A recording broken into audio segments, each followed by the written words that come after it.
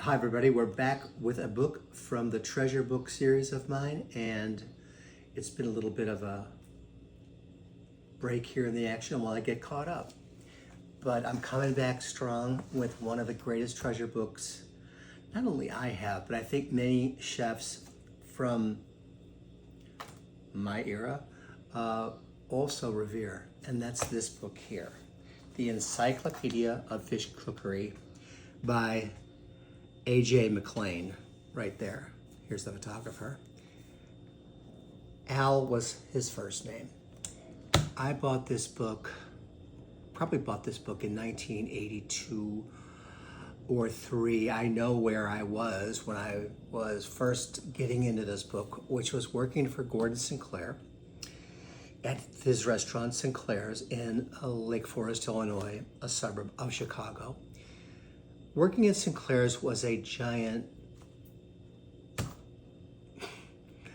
it was a big push for me, a big break for me. It was a chance for me to learn from Gordon not only how to cook, well, he didn't teach me how to cook, but he taught me something else that I really didn't know as much about, which was the whole nature of restaurants in America and the personality and the identity of restaurants and what they could mean. Before that, I'd spent 11 years learning to cook, learning the basic trade of being a chef, starting off as a short order cook, and then bumping along in Key West. And then when our son was born, Janet got very homesick. We're from the same town. And so with baby Justin in tow, we returned to Key West, and Gordon Sinclair hired me. I had just really begun to collect books just 2 or 3 years before that with James Beard's Theory and Practice of Good Cooking, which I've done a treasure book on before, of course, because it's the first cookbook I ever owned. The thing about the Encyclopedia of Fish Cookery is that it is exactly that. It's an encyclopedia. And if you are looking for more than recipes, there's plenty of recipes in this book, and there's plenty of pictures in this book. Beautiful photography by this gentleman. This is an epic resource for anyone who cares to know. If you're talking to your fishmonger and they say they've got a species of fish in, Mr. McClane not only would have known of that species, he probably could tell you where in the world he fished for that species. I held him in such incredibly high regard. Before I jump forward in time a little bit, I specifically remember being in the kitchen in Lake Forest in Sinclair's and speaking to the chefs and the service people about the fish that were on the menu. Occasionally, I did it a number of times. I, for some reason, have a very clear memory of sitting on the table where later on that night the plates would be stacked up or taken out to the dining room and reading from this book excerpts that entranced me. That was 82, 83. Janet got done being homesick, and beautifully we returned to Key West with Justin, of course, and I took up cooking at Louis' Backyard in 1985.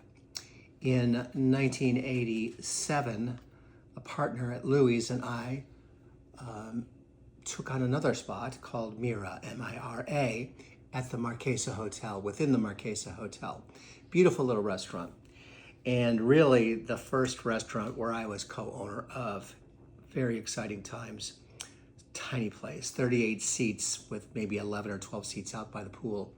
Beautiful place, but only 38 seats. So tight to try and make the money work, but that's another story for another time. One night, in walks a party of 6, I'd say. And amongst them, and I didn't recognize him, but I was told, was Mr. Al McClane. The office for the restaurant was, the restaurant was so small there was no office, but we had rented a little spot 2 blocks away. It was a wooden structure where there used to be a a woman's hair salon. It still had the sign on it, the beauty box. That's where our office was. As soon as I realized who this was, I asked someone to bolt down to the office, unlock the door, go inside, go over to the shelf, and get my copy of this book off the shelves and hustle it back over. They did. So, here is the inscription. I'll read it first, then we can show it to you. And it was June 21st of 1988.